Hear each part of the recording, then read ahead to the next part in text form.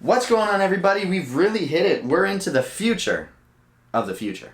That was a bad joke.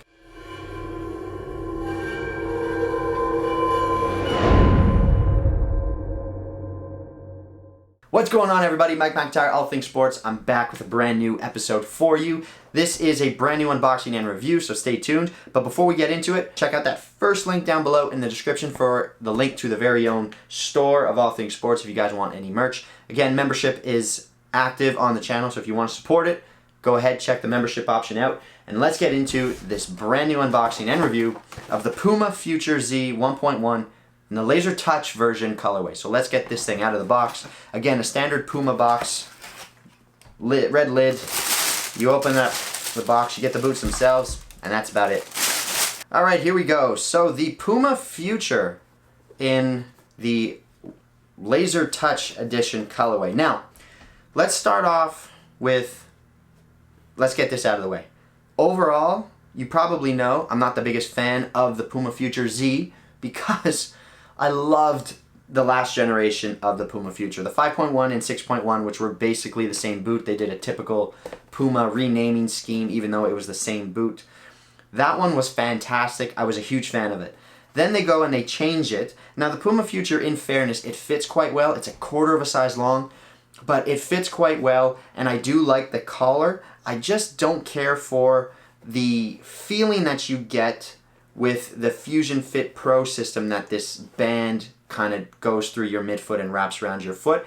And because they have this system through the midfoot, you get the laces, the two eyelets are really spread out here in the midfoot, so you get this X where the laces are, and you actually notice that more than anything else because there's kind of an uneven dispersion of the pressure from pulling the laces tight, if that makes any sense. You know that they're tight down here, you know that they're tight up here, but then there's this weird feeling in the middle like there aren't any laces there, and it's because they had to spread them out for this Fusion Fit band. So, you know, the Fusion Fit Plus system, in my opinion, it's a gimmick, and I just don't really care for the Future Z, but, and this is a big but, this is the first time I see this one, and I actually think the upper of this model is better than the upper on the standard Future Z.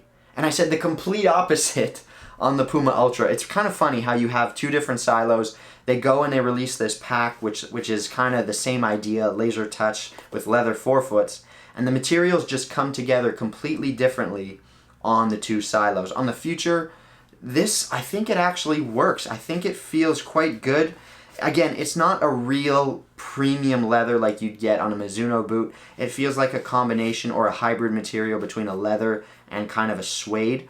You'll get that touch more padding, I think, because of the nature of the upper. I don't think it'll stretch very much because, again, it's not a premium kangaroo leather. It's not like a standard leather with stitching or anything like that. It's like a leather base with a hybrid material of this suede, so I don't think you'll get the traditional feel of leather, but you're going to get a little bit more padding, I suspect, in this forefoot area compared to the standard upper on the Puma Future. The standard one is made with an Evo Knit Pro, but it's so heavily coated and textured in this area that you don't really think it's a prime knit material, or a knit material, I should say. Prime knit's Adidas.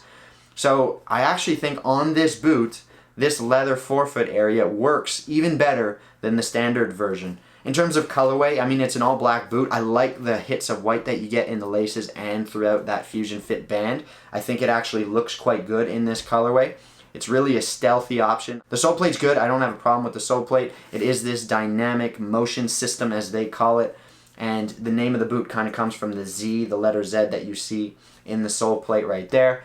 So no complaints really with the sole plate. It is an FG AG stud pattern for those that are interested. And that is pretty much it. So we're going to head over to the turf. We'll talk about fit and feel and see if these have any kind of difference compared to the standard version. So slipping the Puma Future on feet, again, they are a wider fitting boot compared to other models on the market, let's put it that way. So if you have wide feet, Puma is a brand that you can check out because both their silos at the moment do kind of sit on a wider platform. The thing with the Future Z is it does feel just a quarter size long. It's not enough, in my opinion, to justify going down half a size, but for whatever reason, your true to size just feels a smidge long, and it kind of throws off the fit ever so slightly. Again, I don't think it's enough to justify changing your size. I'd still recommend true to size, but just know that they might not fit as well as another model that's in your true to size because it just tends to run long, which is a little bit strange. In that forefoot area, again, on feet, it's hard to notice much of a difference without really touching a ball, but again, I think you're going to feel just a slightly different texture on the ball because there aren't any kind of ribbed or raised surface areas like the standard version. This one kind of has that nice, soft, hybrid material. It's not a traditional leather, but it does feel slightly padded, which is a cool feeling, if you will, on the forefoot or in the forefoot area, in that toe box area. So overall, I actually think that this material works well on the Future Z. I think it works better on the Future Z, way better than on the Ultra. I'd go for the standard Ultra, but if you're interested in the Future Z and you're a fan of this model, this might be one that you would check out just because it's going to give you a slightly different feel in that forefoot area compared to the standard version.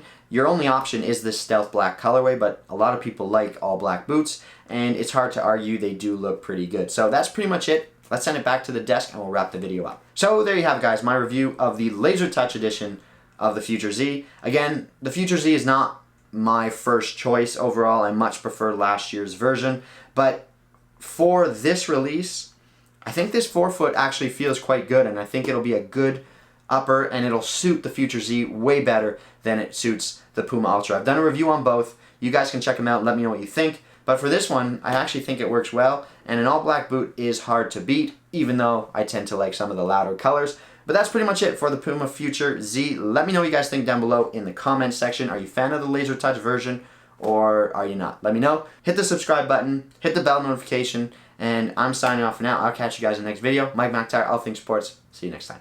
Peace.